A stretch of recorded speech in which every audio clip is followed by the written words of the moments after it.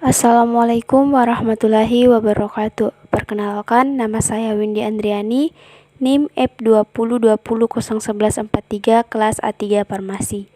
Di sini saya akan menjelaskan PPT Kimia Organik saya yang berjudul Reaksi-reaksi substitusi nukleofilik SN2 dan SN1 dan reaksi-reaksi eliminasi E1 dan E2.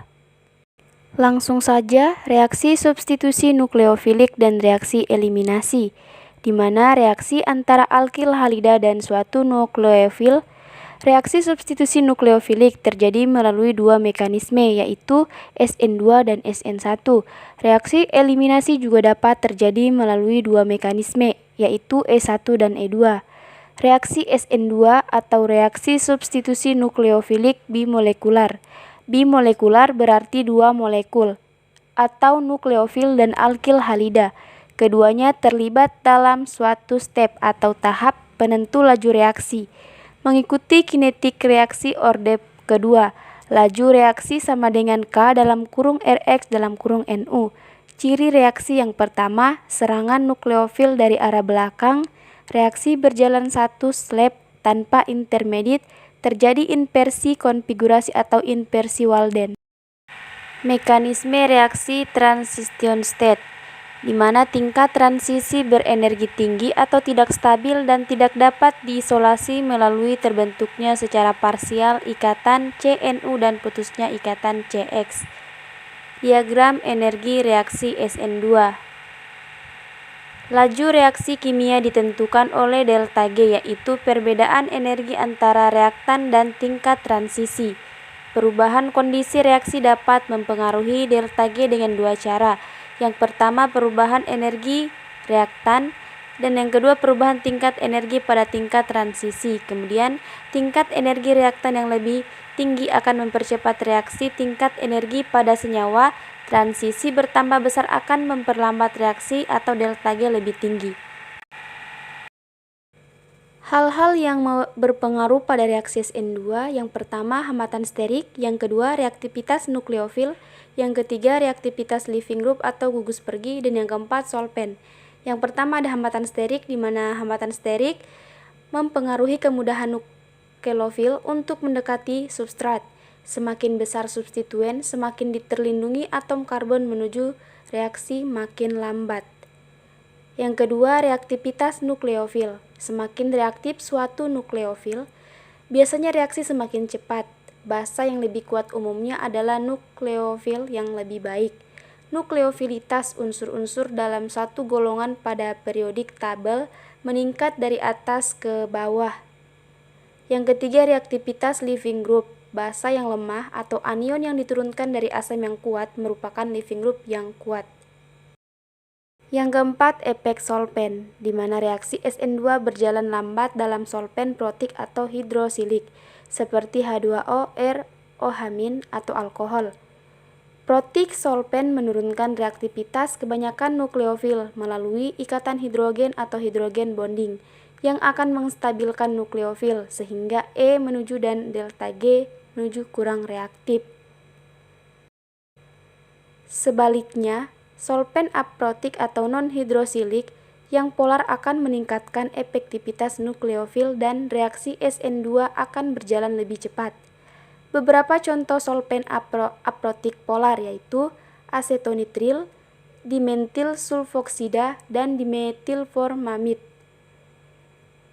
Reaksi SN1, yang pertama ada unimolekuler, hanya satu molekul yang terlibat dalam step atau tahap penentu laju. Yang kedua, reaksi SN1 mengikuti kinetika reaksi orde pertama. Laju reaksi sama dengan K dalam kurung Rx. Yang ketiga, dalam reaksi SN1, leaving group secara spontan terdisosiasi menghasilkan karbokation atau ion karbonium. Diikuti serangan yang cepat dari nukleofil atau reaksi dua step. Yang keempat, terjadi rasemisasi konfigurasi pada atom karbon. Reaksi SN1 kebanyakan terjadi pada substrat tersier. Intermediate sama dengan zat antara. adalah suatu molekul stabil dapat diisolasi yang terbentuk pada proses reaksi, di mana A tambah B menuju C, menuju D tambah E, C sama dengan intermediate. Mekanisme reaksi SN1 yang pertama, disosiasi spontan alkil bromida secara lambat atau tahap penentu laju, menghasilkan intermediate karbokation dan ion bromida. Yang kedua, karbokation atau ion karbonium bereaksi dengan nukleofil secara cepat menghasilkan produk netral. Hal-hal yang berpengaruh pada reaksi SN2, yang pertama ada hambatan sterik, yang kedua reaktivitas nukleofil, yang ketiga reaktivitas leaving group atau gugus pergi, yang keempat solpen. Yang pertama hambatan sterik, di mana hambatan sterik mempengaruhi kemudahan nukleofil untuk mendekati substrat. Semakin besar substituen, semakin terlindungi atom karbon menuju reaksi makin lambat. Yang kedua leaving group atau gugus pergi. Semakin baik leaving group akan semakin cepat reaksi SN1. Reaksi SN1 sering dilakukan di bawah kondisi asam dan air netral akan dilepas leaving group. Pada kasus ini, alkohol akan terprotonasi dan melepaskan air untuk membentuk ion karbonium. Yang ketiga, nukleofil. Berbeda dengan reaksi SN2, dalam reaksi SN1, nukleofil tidak memainkan peranan utama. Mengapa? Karena nukleofil tidak terlibat dalam tahap penentu laju reaksi. Mis, pada reaksi T-butil alkohol menuju T-butil klorida, laju reaksinya sama, apakah X-nya Cl, Br, atau L. Yang keempat, solpen. Solpen dapat mempengaruhi laju reaksi. Beberapa solpen berinteraksi dengan ion karbonium dan menstabilkannya. Akibatnya, delta G akan turun dan reaksi berjalan lebih cepat. Solpen, mis, air, dan metanol adalah bagus untuk mensolvasi ion karbonium. Non-polar solpen, seperti hidrokarbon jelek dalam mensolvasi ion. Alasan pengaruh solpen pada reaksi SN1 dan SN2 berbeda. Pada SN2, reaksi berjalan dengan cepat dalam polar aprotic solpen dan berjalan lebih lambat dalam protic solpen.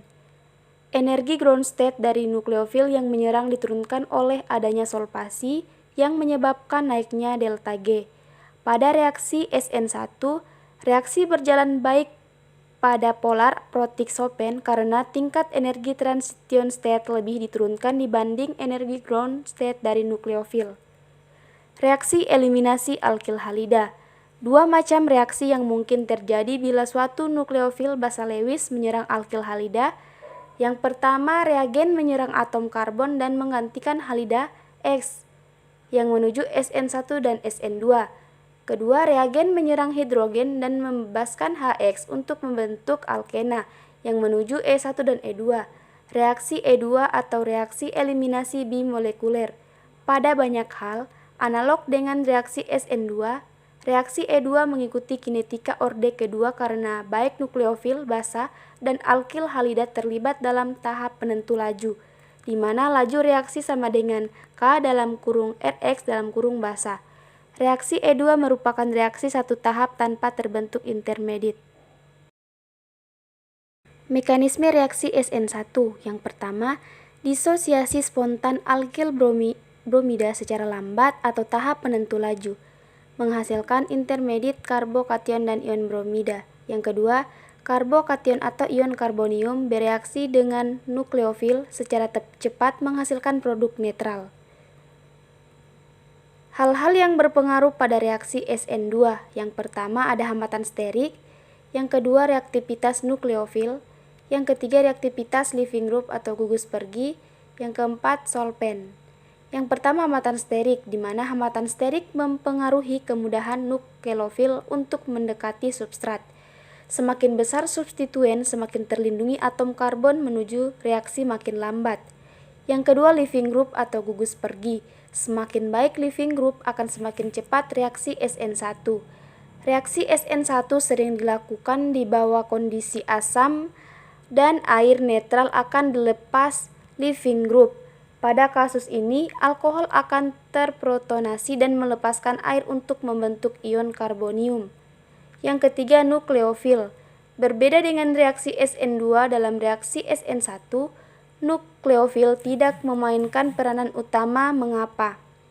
Karena nukleofil tidak terlibat dalam tahap penentu laju reaksi. Pada reaksi T-butil alkohol menuju T-butil klorida, laju reaksinya sama, apakah X-nya Cl, Br, atau L. Yang keempat, solpen. Solpen dapat mempengaruhi laju reaksi. Beberapa solpen berinteraksi dengan ion karbonium dan menstabilkannya. Akibatnya, delta G akan turun dan reaksi berjalan lebih cepat. Solpen air dan metanol adalah bagus untuk mensolvasi ion karbonium. Non-polar solpen, seperti hidrokarbon jelek dalam mensolvasi ion. Alasan pengaruh solpen pada reaksi SN1 dan SN2 berbeda. Pada SN2, reaksi berjalan dengan cepat dalam polar aprotic solpen dan berjalan lebih lambat dalam protic solpen.